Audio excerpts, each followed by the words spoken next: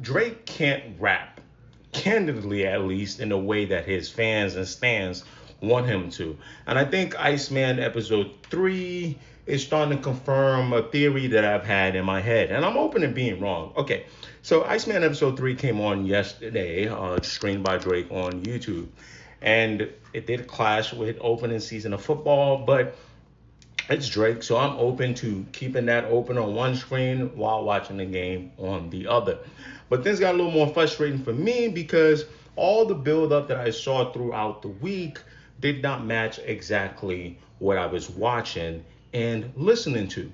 Now, in part, I do want to say that most of that build up did come from people saying they were, aware of inside information of what Drake would do, and if this is indeed the real red button or the bomb and things like that.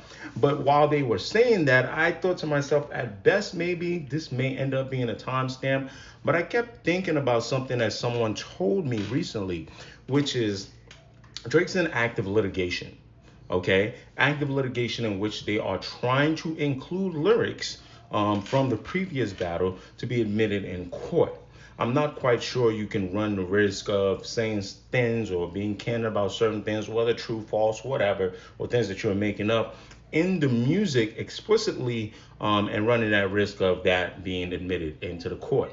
What I do think is happening, however, here, and it's my job to tell you, give you my HQ theories and what I think to be a truth, is Drake is using visuals more so to get points across, things that he wants to match the story of what's going on in this trial, at least from his and his legal team's perspective. The problem I have with that is at the end of the day, you want to win in a court of law and court of public opinion, but the court of public opinion requires the music. One of Drake's superpowers, I think it's one of, is that he gets the music. He understands the music. He has an ability to do different things with the music, whether it's being lyrical on one end and then making party songs on another end. So when I listen to stuff that I'm seeing on Iceman episode 3, there's about maybe two portions. One where he actually raps and sounds like it's gonna be the intro to something, but it wasn't truly that candid, right? And I was like, oh, you're gonna go there, and he does not go there. Maybe it's a song for later. Then there's another part where there's a very hard hitting beat. Actually, that beat is played multiple times, and I go, okay, you're gonna give us some hard hitting raps about how the industry, you're gonna tell us that, and he does not go there. However, he does go to giving us a lot of the records with Yeet, right? I think it's called Doghouse. That wasn't released, but then he has another record with Cash Cobain, Party Next Door, the remix of Somebody Loves Me. That is what's released. But right now, understanding the pulse of the game is, especially during this litigation and trying to win a court of public opinion, your superpower, your music, and those timestamps, and you being a little more introspective is what's going to work for you. I am on, record of saying that, this might be Drake's most introspective project in terms of looking within and what's going on. I don't feel that confident in that statement anymore. And again, I'm open to be wrong. I'm open to this being some type of pump fake. Everyone get out of your feelings. This is what we do here.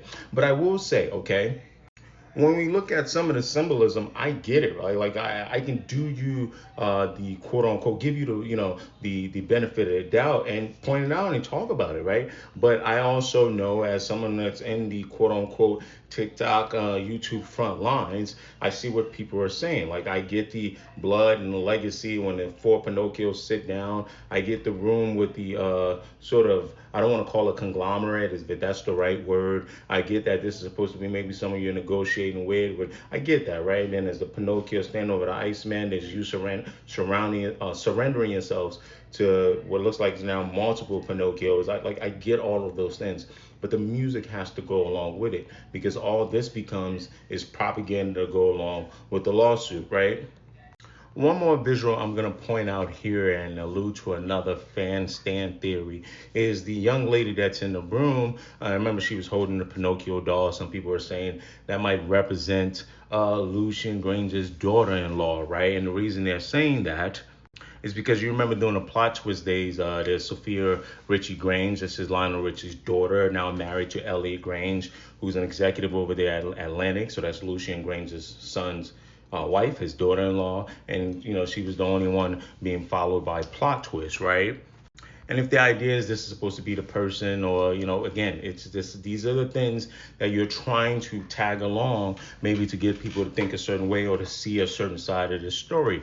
If you don't explicitly say it in music or allude to it in music to go along with the visuals, I think there's a clash there. I also would be a little weary, and he doesn't have to be because he's him. Me personally, I'd be a little weary the last time I involved, or the last few times I've involved someone's spouse and a woman who, from what I can see, is minding her business, unless it's something I don't know, into conflict. Might be a problem there. I don't know if he's alluding to her being a whistleblower or something like that. Why would she risk her marriage, her family, power, Lionel Richie's daughter, for your behalf?